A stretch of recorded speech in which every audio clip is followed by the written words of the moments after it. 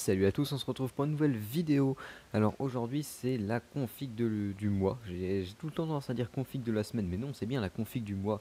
Parce que faire une config par semaine ce serait franchement pas gérable, puisque selon les critères que j'ai, bon peut-être plus tard, mais je veux dire pour le moment je peux pas vous faire une config par semaine, il n'y a pas assez d'évolution, c'est inutile quasiment.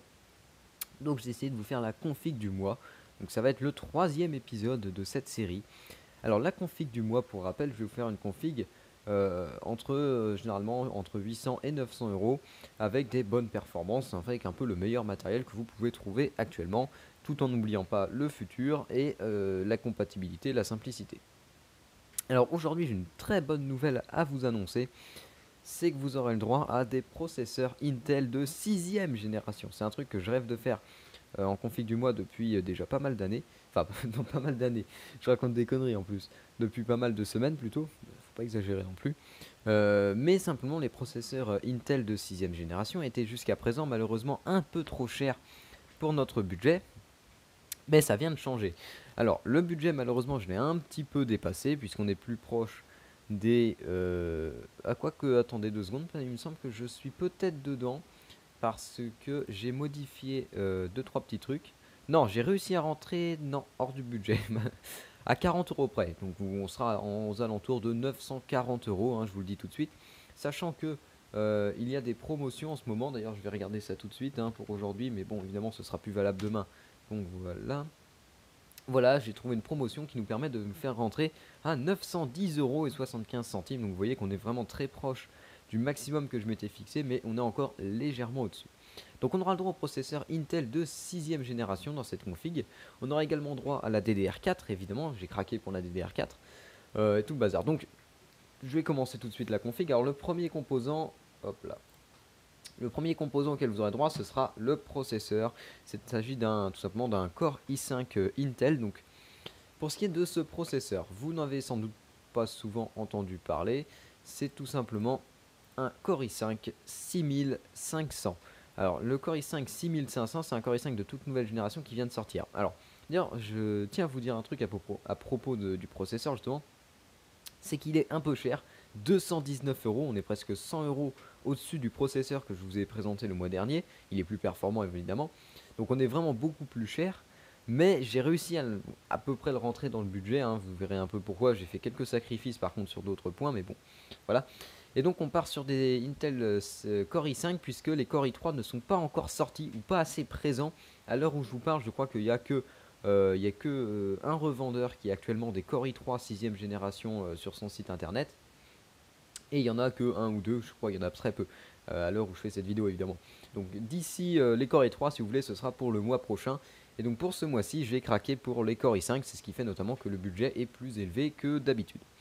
Donc le Core i5, il s'agit d'un Core i5 6500K.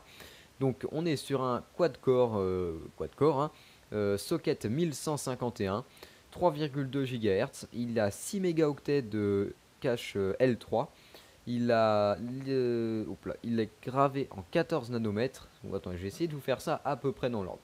Core i5, socket Intel 1151, 3,2 GHz de base, 3,6 GHz turbo. 4 cœurs physiques, 4 cœurs virtuels, hein, on est sur du Core i5, ça n'a pas changé. Architecture Skylake gravée en 14 nanomètres, annoncée pour une consommation de 65 watts, donc c'est vraiment peu. Bon, on sera plutôt autour des 70 en pleine charge, hein, mais 65 c'est assez raisonnable. On a 6 mégaoctets de cache L3.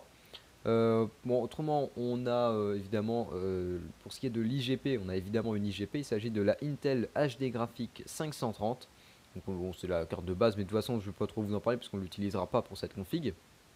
Évidemment, comme on est sur du processeur Intel Core 6ème génération Skylake, ce processeur donc, est compatible avec la DDR3 et la DDR4. Hein. Alors c'est la DDR3L, hein, c'est la DDR3 Low Voltage, c'est-à-dire qu'en fait ce sont les barrettes de RAM basse consommation si vous voulez. Mais normalement n'importe quel kit fonctionnera. Hein. Il faudra peut-être éventuellement réduire la vitesse des kits les plus rapides. Mais normalement tous les kits de DDR3 pourront fonctionner et également les kits de DDR4. Pour la mémoire, justement, j'ai des compatibilités mémoire. Compatible DDR3 1333, DDR3 1600, DDR4 2133, DDR4 1866. Officiellement, puisqu'en plus ça dépend plus, on va dire, de la carte mère que du processeur. Voilà, donc on est plutôt un processeur, euh, on va dire moyen de gamme, mais qui normalement, j'ai pas encore eu le temps de regarder des tests, mais offrera des performances tout à fait valables, hein. De toute façon, on va pas régresser, hein, ça c'est sûr. Ensuite, je vais continuer avec voilà, la carte mère. Alors la carte mère, j'ai dû chercher un peu, parce que ça a été la galère, mais, à force de persévérance et comment dire, de recherche, j'ai trouvé celle-ci. On est sur une carte mère MSI, une H170 Gaming M3. Alors c'est quoi cette carte? C'est tout simplement une carte graphique, donc vous l'aurez compris, gaming, socket 1151 évidemment, compatible DDR4. On est sur un chipset H170, c'est-à-dire un chipset, on va faire un peu, on va remettre tout en place. En gros, pour ce qui est des processeurs Intel Skylake, vous avez 4 chipsets qui existent. Vous avez le Z, je vais y arriver, le Z170, c'est le chipset haut de gamme, le plus performant, c'est le Z170. En dessous de ce Z170, vous avez le H170, c'est-à-dire celui-ci. Et en dessous du H170, vous avez le H110, qui est le chipset, on va dire, entrée de gamme. Et vous avez un quatrième chipset qu'on voit beaucoup arriver en ce moment, c'est le chipset B150. Alors le chipset B150, à l'origine, il était réservé aux ordinateurs professionnels ainsi qu'aux grandes marques, style HP, Dell, éventuellement Asus et tout bazar. C'est vraiment, à la base, c'était un chipset qui était fait pour tous les PC prémontés qu'on peut acheter, ou bien les matériels professionnels. Mais comme c'est un chipset à vraiment, on va dire, pas cher, eh bien beaucoup de marques finalement l'ont réutilisé pour sortir des cartes mères. Le problème, c'est que ce chipset, il est vraiment en bas de gamme, on va dire, hein. Pour vous dire, il y a même des cartes de mères qui sont sorties avec le chipset B150 avec des ports parallèles et des ports série. Vous savez, les trucs qu'on trouve sur les ordinateurs d'il y a 10 ans. Ces trucs, ça fait 5 ou 6 ans que plus aucune carte mère en avait. Mais comme c'est du matériel professionnel, ils sont obligés de garder une certaine rétrocompatibilité avec les anciennes technologies. Et donc certaines cartes mères grand public que vous pouvez acheter chez tous les plus grands revendeurs ont des compatibilités comme je disais, port parallèle et port série, ce qui est des trucs qu'on n'avait pas vu depuis des années. Donc voilà, alors le chipset B150, H170, pardon. Je vais essayer de vous en parler un peu. Donc cette carte mère, c'est une MSI, hein, socket 1151 évidemment. Le chipset, c'est le H170 Express. Elle est équipée de 4 slots de DDR4 qui supportera la DDR4 officiellement 1133 et supérieure. Donc DDR4 dual channel, hein, évidemment, 16 Go maximal par slot de RAM, ce qui nous permet de monter à 64 Go comme la DDR3. Alors il n'y a pas de contrôleur graphique intégré, hein. C'est-à-dire qu'en fait il faudra utiliser l'IGP, hein, évidemment, mais c'est-à-dire qu'en gros il n'y a pas de... Oui, parce que certaines cartes mères intègrent un chipset graphique. C'est un genre de mini carte graphique qui était intégré à la carte mère, c'est ce qu'on appelle le contrôleur graphique. Et certains processeurs, notamment certaines cartes mères, pardon, notamment chez AMD, avaient comme ça un contrôleur graphique intégré, mais bon, évidemment cette carte n'en est pas équipée. Alors elle a deux PCI Express 3.0 16X, 2 PCI donc câblés en 16X il me semble, 2 PCI Express 1X et 3 PCI standard. Vous avez également sur cette carte mère donc le chipset audio 8 canaux évidemment habituel, on est sur l'audio boost de chez MSI. Pour ce qui est du réseau, on a une puce Qualcomm, c'est la E-Killer 2400 habituelle, hein, avec le gigabit Ethernet.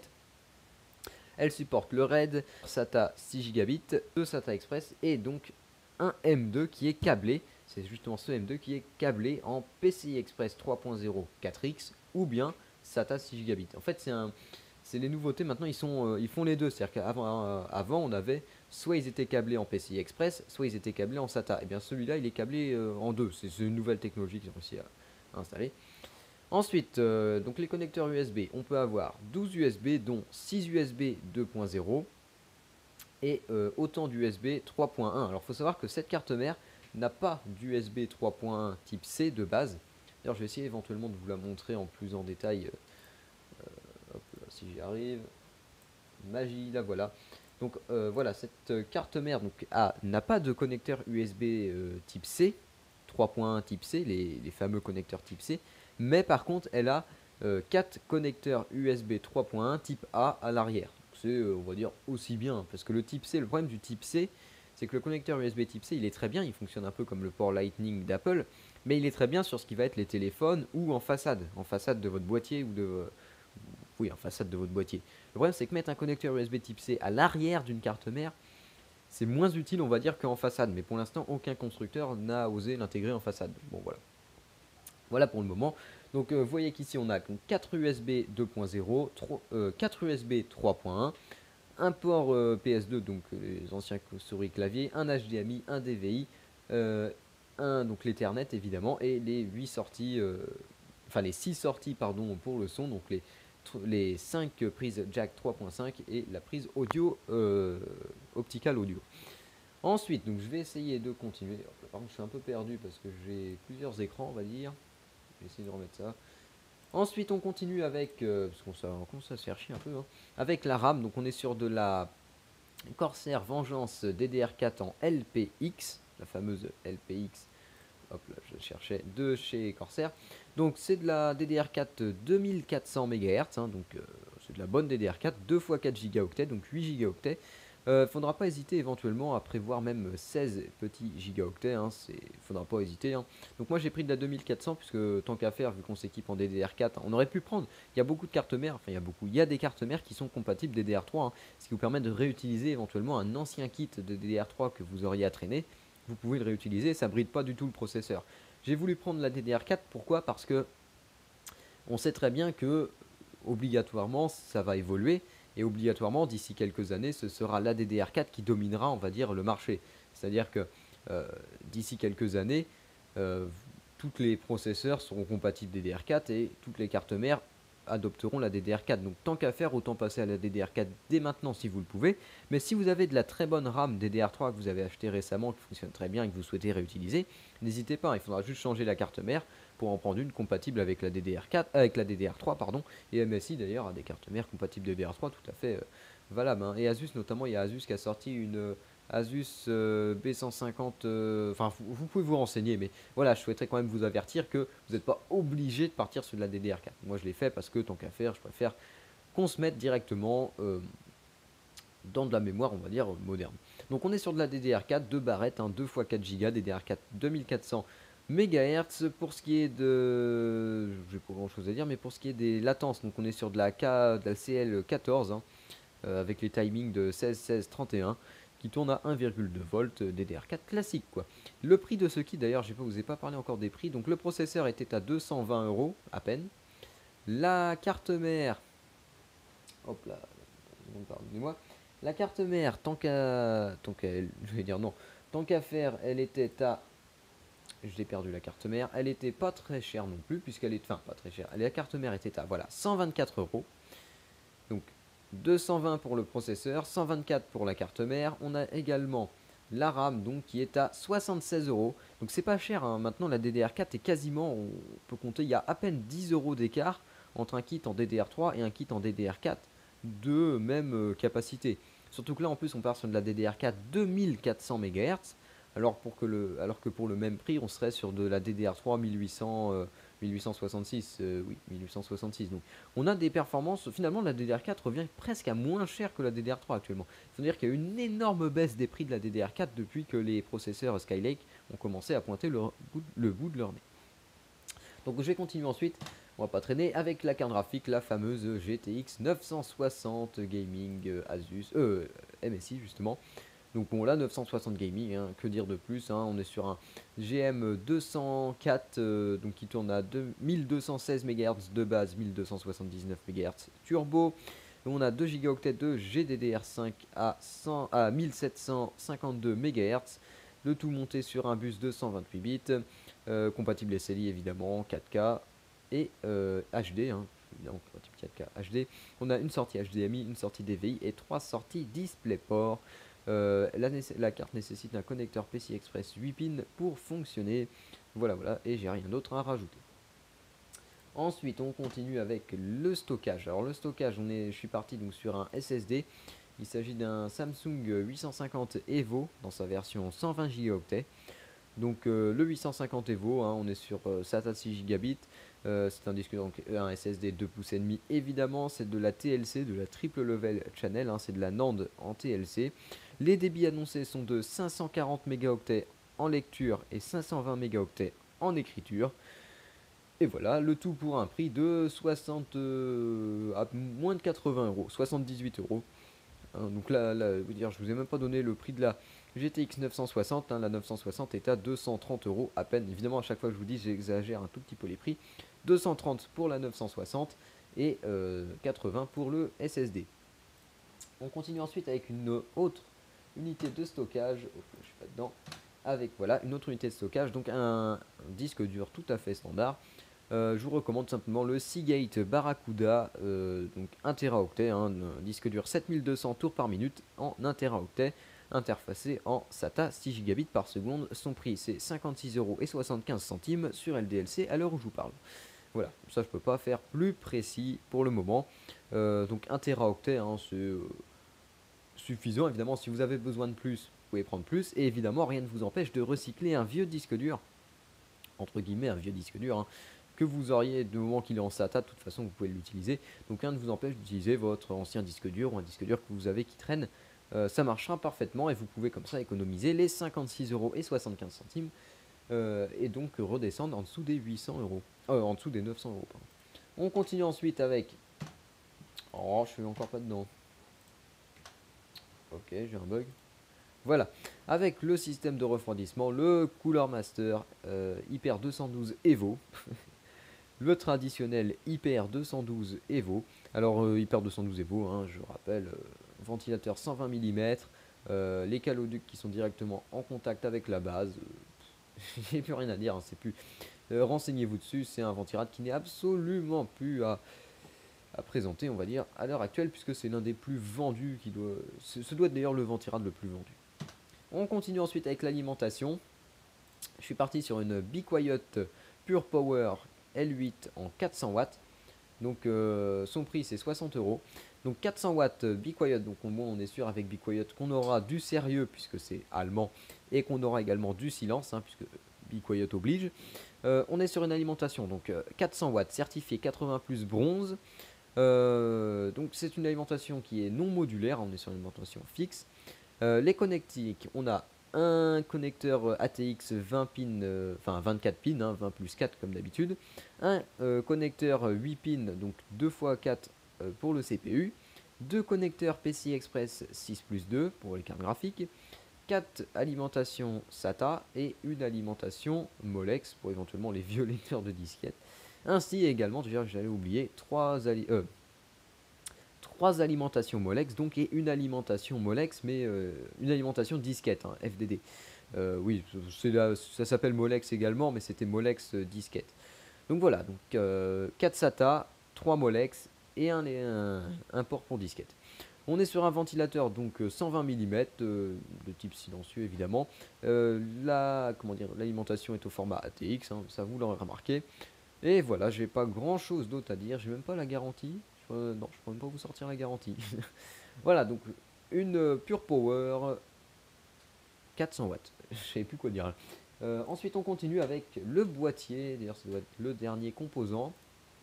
Le boîtier. Donc, je suis parti sur un Corsair Carbide 100R. Donc, pourquoi le 100R? Tout simplement parce que c'est un boîtier donc 100R fenêtré, hein, je tiens à le dire. Il vaut 59 € lui aussi. Enfin, 60 €. Donc un 100R. Alors le 100R c'est le petit frère du 200R. C'est un très bon boîtier ATX qui a la particularité d'être plus ou moins fait pour le silence, hein, puisqu'il y avait une version silencieuse d'ailleurs, mais c'est un très bon boîtier, hein. Alors son prix, donc 60 €, évidemment on n'est pas sur un boîtier ultra haut de gamme, mais ça suffira pour y loger des composants, parce que malheureusement étant donné que j'ai dû faire des économies, et bien encore une fois les économies se sont ressenties notamment sur le boîtier. Alors évidemment encore une fois rien ne vous empêchera de ne pas utiliser un boîtier que vous auriez déjà, hein. Si vous avez un boîtier au format TX qui traîne et que vous trouvez très bien, pourquoi pas. Alors, les détails du boîtier, donc c'est un Corsair, donc Carbide 100R, une tour donc format ATX, elle est en acier, c'est une tour plutôt de type gamer. Pour ce qui est des, comment dire, des caractéristiques, on a 7 slow PC, enfin 7 équerres PCI, c'est classique puisque c'est de l'ATX. On a 4 emplacements 3,5 pouces, 2 emplacements 5,25 pouces et aucun emplacement 2,5 pouces puisqu'en fait on n'a pas d'emplacement 2,5 pouces réservé. C'est-à-dire qu'on a 4 emplacements 3,5 pouces qui sont également compatibles 2,5 pouces. Donc en fait on a 4B 3.5 2.5 si vous voyez ce que je veux dire. En face de ça, donc on a deux ports USB 3.0, puis des entrées casque et micro habituelles, ainsi que le power et le reset.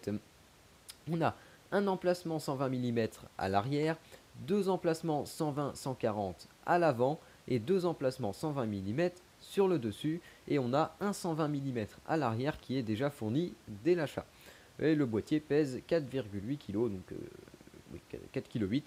Et apparemment c'est un boîtier qui a l'air assez correct, hein, surtout pour son prix. Donc voilà, n'hésitez pas à opter pour mieux, mais si vous voulez respecter, on va dire, un budget très correct, et bien je vous recommande ce boîtier. Voilà, c'était tout pour la config du mois, donc enfin pour la présentation des composants. Donc maintenant, on va faire un tour avec le panier. Donc encore une fois, merci LDLC. Puisque vous voyez donc le panier. Alors je mets le lien évidemment dans la description pour accéder directement à ce panier. Donc vous voyez qu'on est à un total de 938,75 €. Donc je légèrement dépassé le budget. Mais comme je vous disais, vous pouvez par exemple opter pour une carte mère compatible DDR3 et recycler un ancien kit de DDR3 et faire une économie. Vous pourrez éventuellement recycler un ancien boîtier encore valable. Et surtout, vous pourrez éventuellement recycler votre ancien disque dur, puisque ça ne posera pas de problème. Même si c'est un disque dur d'ordinateur portable, vous pourrez le fixer dans votre boîtier avec justement les fixations 2,5 pouces et le recycler. Donc on est sur une config qui est certes chère, qui sort un peu, on va dire, qui est un peu, on va dire, j'allais dire surévalué, non, mais qui est un peu plus cher que d'habitude, puisque j'ai dépassé mon budget de 900 €, oui, effectivement. Mais vous voyez qu'il y a moyen de faire des économies, hein, et de rentrer, on va dire, dans le budget. Surtout, vous bénéficiez de la puissance d'un Core i5, un Core i5 de 6ème génération, 3,2 GHz. Alors, je tiens à dire par contre qu'il ne sera pas overclockable. Enfin, c'est encore la façon à Intel, hein, c'est-à-dire que vous ne pourrez pas modifier. Il me semble que les coefficients sont bloqués ou je sais plus quoi. Enfin, il y a pour l'instant, ça vient de sortir, donc on ne sait pas trop, puisqu'en plus, le problème, c'est que les deux processeurs qui, à l'heure actuelle, étaient sortis, étaient des processeurs overclockables de base. Donc, on n'a pas vraiment d'expérience, mais je pense pas qu'ils soient overclockables, parce que ça m'étonnerait beaucoup de la part d'Intel de sortir des processeurs non K, c'est-à-dire 6500 mais sans K, hein, parce que le K, faut savoir que le K qui se trouve à la fin du nom du processeur signifie qu'il est overclockable, hein. Chez Intel, c'est comme ça, et donc ici, normalement, je pense pas qu'il soit overclockable. Voilà, donc c'était la config du mois, 938,75 €. Encore une fois, je vous dis, je vais dépasser, mais vous pourrez sans problème, normalement, rentrer dans le budget. Ok, je vois déjà, ça fait un petit moment que ça tourne, donc j'ai plus grand chose à rajouter.